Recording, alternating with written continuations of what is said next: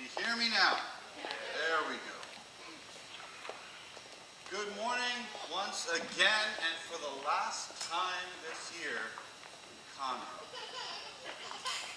It is always a pleasure and a joy to come and worship together, but especially when you have these unique moments like this. The end of a year, it's had its ups and downs for sure, but it's interesting whenever you come to the end of something. When you come to the end, you always have that mixed bag of feelings, don't you?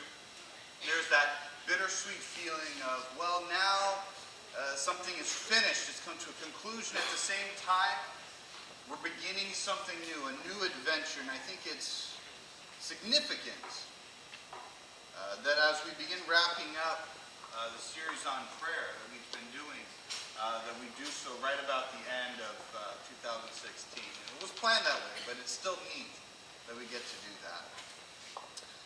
There is one thing that we always get this time of year, and is of course New Year's resolutions, right? Our resolve, right?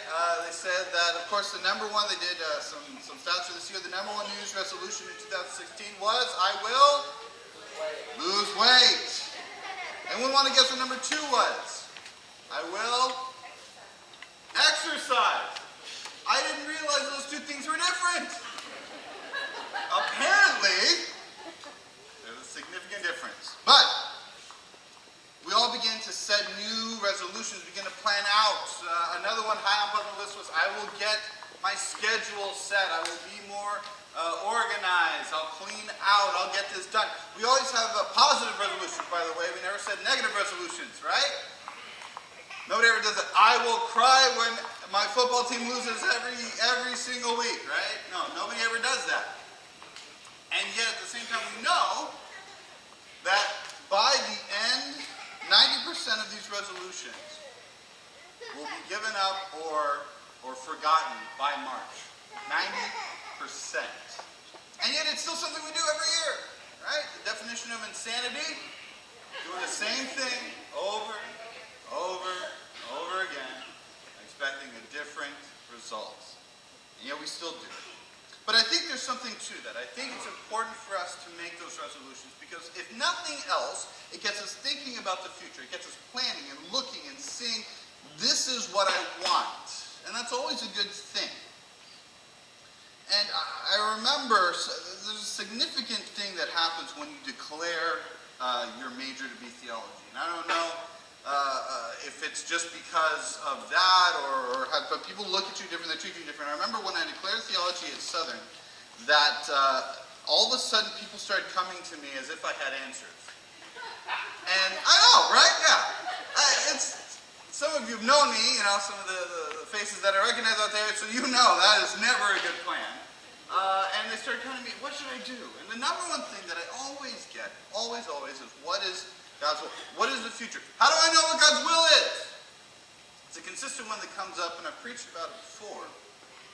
And it's a question that I think is very significant for us as we begin this new year. I will fully admit I stole the title of my sermon from Dwight Nelson. I love him as a preacher, fantastic orator, fantastic spiritual guide when it comes to his sermons. And he has this great phrase, forward on your knees. And I think for us as a congregation, that's a great resolution to set, that we will move forward on our knees. And it reminds me of a story. That action, that idea, that concept reminds me of a story. On November 22, 1873, a steamship, the Ville du Havre, sailing to England when it collided with another ship, the Loch Earn. The way that the collision happened, it caused water to rush into the Ville du Havre very quickly. Being a passenger ship, she sank very quickly, taking 226 for 310 passengers with her. Among those who were rescued was the wife of a prominent Chicago attorney named Anna.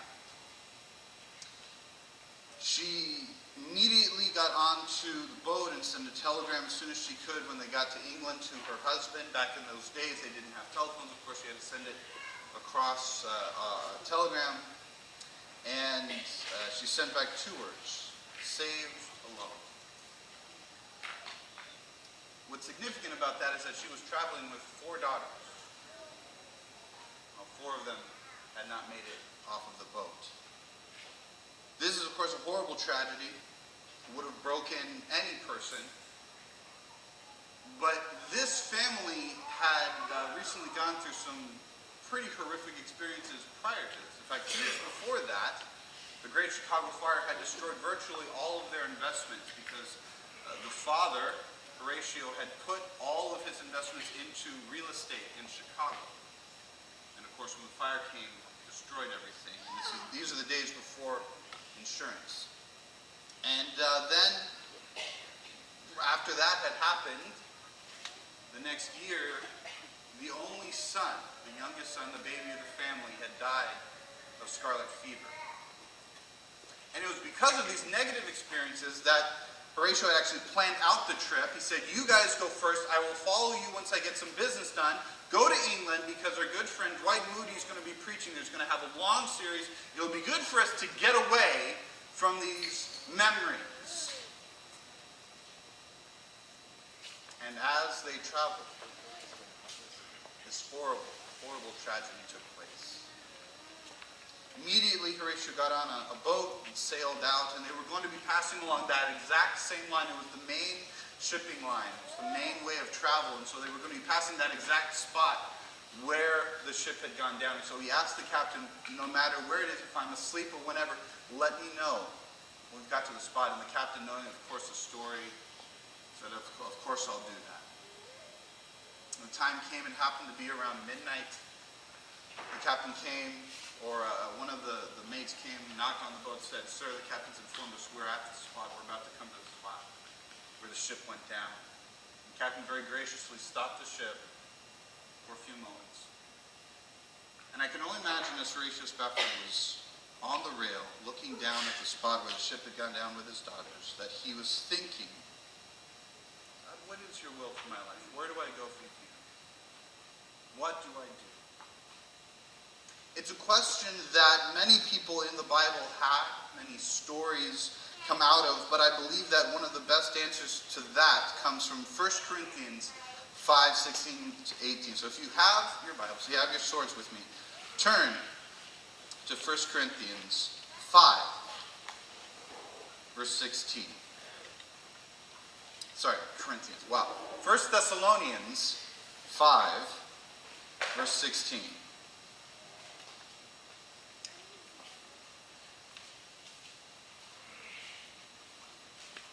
And it starts out here. Rejoice always. Pray without ceasing. In everything give thanks, for this is God's will for you in Christ Jesus. Significant, though short. Powerful, though pithy. Paul is, of course, an incredible writer, and he's able to express in just a few short words what the entire epistle really is written about. But in order to understand this, we really need to get the context of this letter. So to understand who we're writing to, we need to understand the city of Thessalonica a little bit. The church of Thessalonica was in a city that was a major trading hub in that area. In fact, it was on the main trading route from Rome to the eastern side. So it would have gotten a ton of traffic. Think of the great port cities in this, Houston, Chicago, New York, Los Angeles. Big, thriving, bustling city. In fact, at that time in history, it was the capital of Macedonia, where it was in. And Macedonia, of course, being the place where Alexander came out. So there was a great deal of pride in this city. They're very proud of the fact that this was the capital. This was the largest city. This was a thriving, wealthy city. So it's not some sort of backwater little, no. This is a big, big city. They're very proud of that fact. This was also a very young church. It had only been started very recently. It did not have a lot of time to understand that. And so Paul, in writing this letter, is doing so because he knows that they haven't had a lot of time to figure things out. A lot of times, we kind of look at babies as small adults, don't we? We look at children and small adults and you just get so frustrated sometimes because you go, this is a simple concept. Don't go to the bathroom in your pants. I don't understand. You were doing it fine last week. And it tends to get very frustrating because we realize, or we forget rather, that it takes repetition and time to understand and grow into these things. And oftentimes with churches we want to do that. We plant a church, and when it doesn't grow immediately, we go, what's going on? It takes time. So Paul understood this, and so he begins to write, just correcting some misunderstandings they have. And yet this is one of the least technical epistles that we have. Doesn't really write a lot about doctrine or theology or this or that. He just kind of says, hey, remember when we were there? Listen, we did this, we hung out, it was great. That was because of this. And it's more an experiential letter. He's just talking about remembering. And hey, remember when we were there? We talked about this, we did that. But at the end in chapter 4, he begins to talk a little bit about this. He goes, let me tell you about what it means. And he begins to correct some misunderstandings they had about the gospel. In particular, they were worried about the afterlife and end times. And what they were doing, he says, you begin to imitate these other churches that you see. He goes, but they're not doing it the right way. So let me correct some of these things. Of course, you have 1 Thessalonians 4, the famous one. We do not want you to be ignorant, brethren, about what is to come in the afterlife. Now, the context of chapter 5 is that he begins to do a very comforting and reassuring chapter. He starts telling them, okay, you guys want to know some things? Here's some things you don't do. Avoid these things. And he starts, do not, all the way down through verse 15. And then in verse 16, he changes. It flips, and he starts telling them what to do. It's a flip from a negative connotation to a positive connotation. Not necessarily bad, but just don't. Now he says, and now, here's what you do. And he starts with the positive actions in verse 16. And so we start there, and I want to really get in depth with this with you. I really want you guys to understand what's going on, because while the words are small, there's significance there. Whenever you see in the gospel, whenever you see in the Bible, somebody start to shorten something up, know that there's a lot packed into that. One of the most impactful verses in the entire Bible, 2 words. Jesus wept. Significant context in that, and yet just 2 words. So we're going to understand this. Now, the very beginning, the first 2 words in the Greek are pantote, hierote. Rejoice always. Now, it's interesting because this word, pantote, anybody ever remember Pan Am Airlines? Right? What was their big slogan, right? What was their big tagline? You can go anywhere, right? Go anywhere. They were all over. Now, of course, they're not with us anymore, but that idea of pan is that where that word comes from. Pantote, all the time, everywhere, all the time. And that's where this word comes from, at all times. And it comes from the root word pas. It says, at all times, rejoice. Now, this context of this word rejoice is interesting because it's the type of rejoicing that you would do if you greet a friend. Have you ever seen your best friend? I love when my mom sees her best friend. It's hilarious because they both see each other and do the same thing. They go, ah! And they run. Ah! They could have been talking on the phone the previous day for 3 hours. Doesn't matter. They say, ah! Same thing every time. Cracks me up. But they're excited to see each other. It's their best friend. Yay! And that's the way that Paul suggests we should rejoice all the time. All the time. Woo! Now that seems like a little bit of a hard ask, isn't it? Do you feel woo all the time? I don't. There are certain times I do. Some of you have been there. You've seen it. But not all the time. But what Paul's talking about here isn't a feeling. See, he doesn't say be happy all the time. He says rejoice. And specifically, he says it's a choice. We cannot choose what our feelings are. I remember a friend told me a hilarious story. I'd love to share it. About the first time he moved to California, the first time he had ever been in California. He moved there for a job. And he came there with his younger sister. His little sister came and helped him move. And when they had just finally got everything settled in, they hadn't even really unpacked the boxes. They'd just gotten the furniture settled. He experienced his first earthquake. Now, he tells me it was like a 7.1, man. And I'm, okay, sure. Having grown up there, I go, yeah, okay, yeah, it just happens all the time. You pause your game, you wait, and then you go about and finish your sandwich or whatever. It's not that big a deal for us. But for him, freaked out. He says, I didn't handle it well.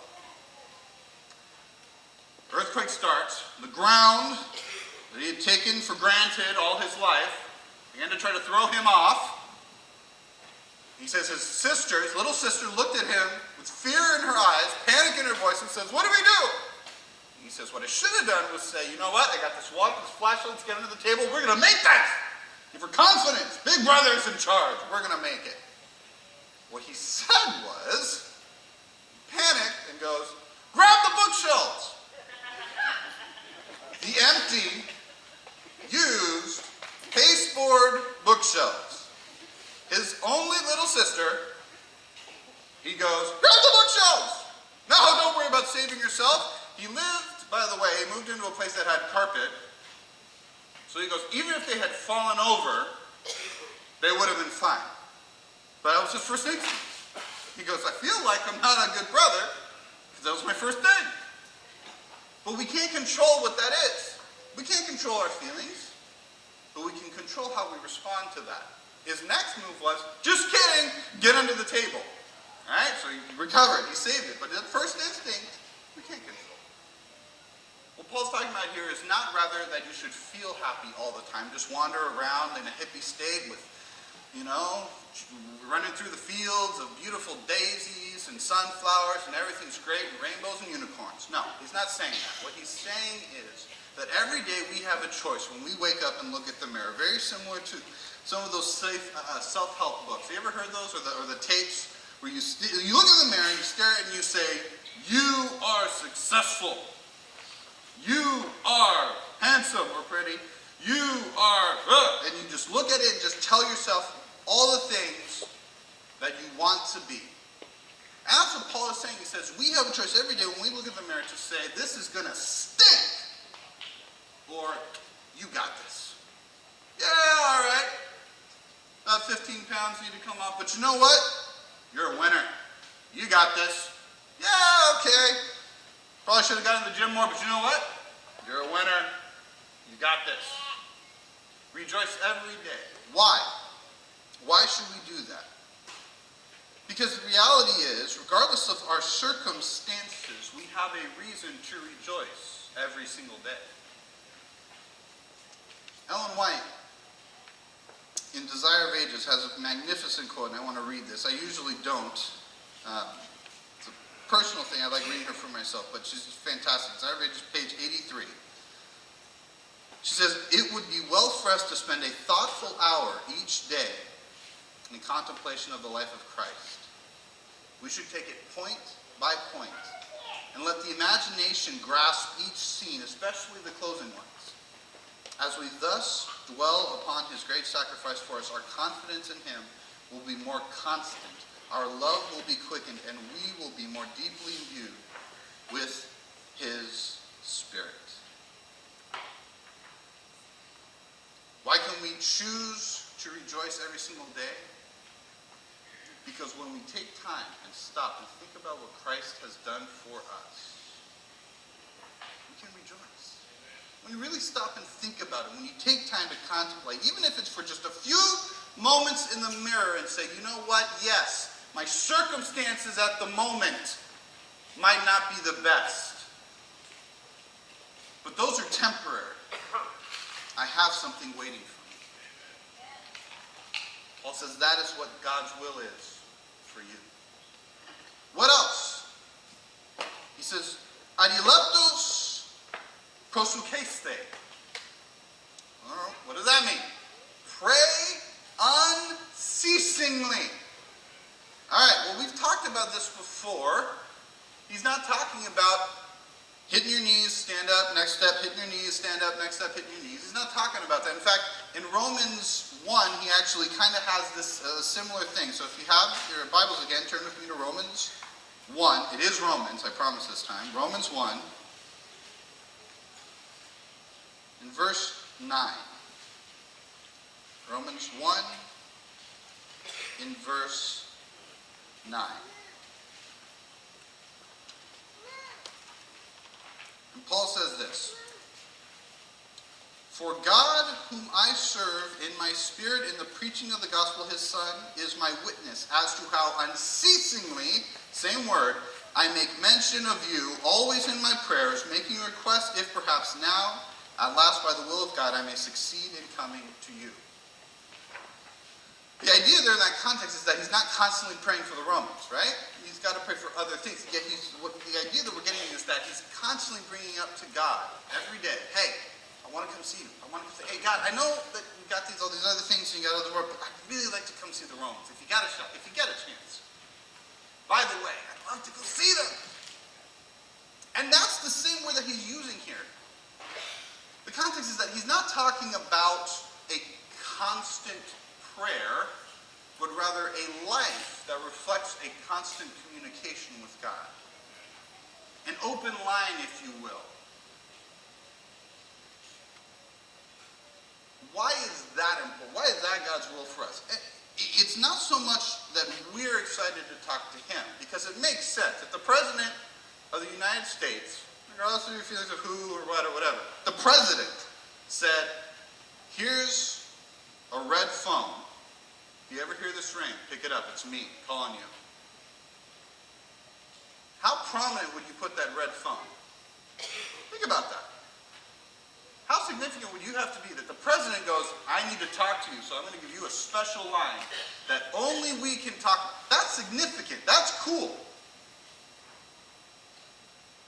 The God and the creator of the universe says to each and every single one of us, "I have a special line that only you and I have. And it's open all the time. Whenever you want to talk to me, whenever I want to talk to you." That's significant.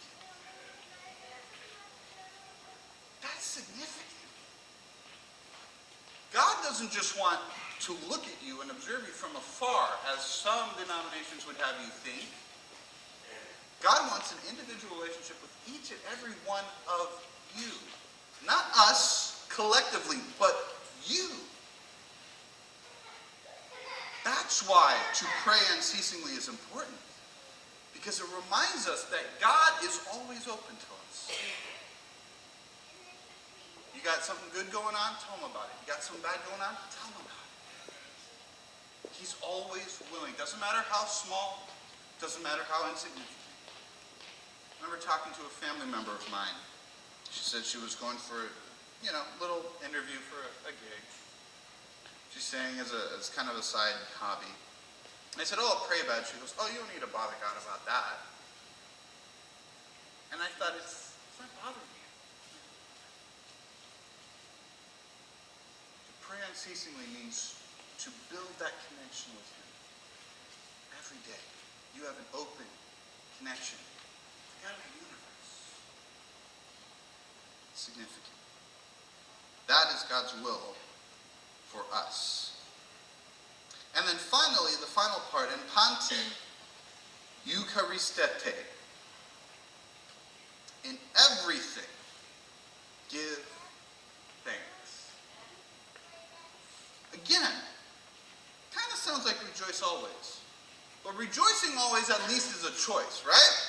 You start your day off and you go, "I'm going to do this. Yay! I'm alive another day. It's hard. Circumstances aren't great, but I'm going to make it." But then Paul goes, not only that, but I want you to take a step further. Every circumstance, and by the way, same word here that was used before, all, everything, pan, is used here. It comes from the root word pas. And this word means not only individually, but collectively. So not only, at the beginning of the day you rejoice, and at the end of the day, every circumstance that came to you, give thanks to God for that. Not just the good ones, but the bad ones. That's hard. easy. When you're driving down the road and that one guy in the tricked out F-250 just you slam on your brakes and you pray that the person behind you isn't texting. Please, Lord, not today. You don't give thanks for that. You sit there and you think in that moment that person ceases to exist as a human being and they are an obstacle to your joy. And you go, Lord, curse them upon the third and fourth generation. May the children grow up with lead feet and tickets. Right? You start looking around. Where's the cop? Where's the cop? Never when you need one. And yet, Paul says, no. That moment, give thanks to God for that moment. That moment, when that envelope that you've been dreading shows up in the mail, that moment, thank God for that moment. That phone call you were hoping that you wouldn't get, that moment, that's the one. Give thanks for that moment. That's hard. I'll be honest, I can't do that on my own. I can't do that on my own. But there is somebody that I can do it with. I can give thanks because every moment is bringing me closer to God. Not in part, but whole.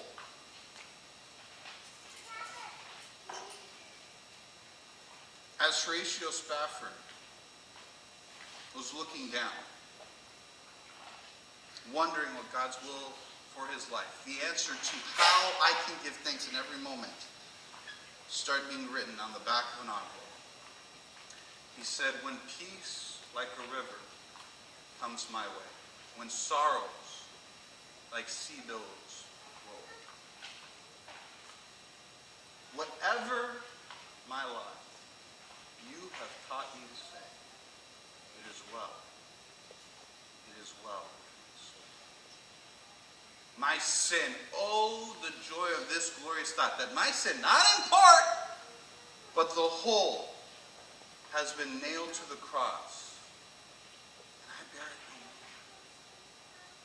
Praise the Lord, oh my soul.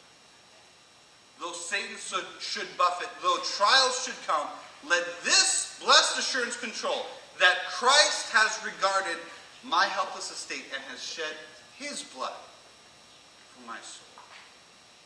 And Lord, haste the day when my faith will be sight, when the clouds will be rolled back with the sway. The trump shall resound, and the Lord will descend. Even so, it is well with my soul. Horatio Spafford understood. He got what sometimes I don't get, guys. That in every moment you can choose to rejoice because there is something in this life that is worth rejoicing for, and it is the fact that we have this hope that burns within our hearts. Regardless of what 2016 brought, regardless of what 2017 might bring, you can choose every day to look and say, I am grateful because I know what's waiting for me on the other end. And we can have constant communication. At that moment, Horatio could look up to God and say, I don't know why this happened, but I trust you. Because he had a God that was willing to listen to every moment, the good and the bad. And he lived in a communication with him. And finally, he understood that it was God's will for him to give thanks in every moment, because every moment truly a gift from God. And that someday someone was going to come. And as it is, he didn't see that day. I pray that we see it, but it might not be in our lifetime. But it is coming. When every moment, good and bad, is going to be paid for. And we're going to go home. Spafford understood. As we stand here at the precipice of 2017, as we think back on what the previous year has done, we're tempted to think about what Einstein said about time, calling it the greatest illusion ever. But instead I choose to think that I will rejoice always, that I will pray without ceasing. I resolve to give thanks in every moment, because that's what God's will is for my life. If you would like that too, join with me. Even so, it is well with my soul.